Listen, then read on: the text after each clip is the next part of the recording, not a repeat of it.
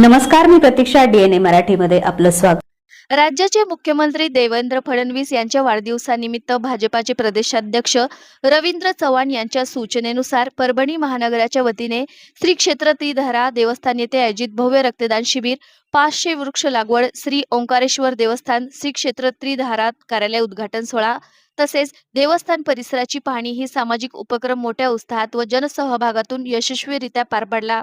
या कार्यक्रमास पालकमंत्री मेघना बोर्डीकर यांची प्रमुख उपस्थिती होती. तसेच त्यांच्या हस्ते श्री ओंकारेश्वर देवस्थान श्री क्षेत्र त्रिधारा कार्यालयाचे उद्घाटन करण्यात आले. त्यानंतर श्री ओंकारेश्वर देवाची विधिवत पूजा व महाआरती करण्यात आली. त्याचबरोबर देवस्थान परिसराची पाहणी करून विविध विकास कामाबाबत चर्चा करण्यात आली.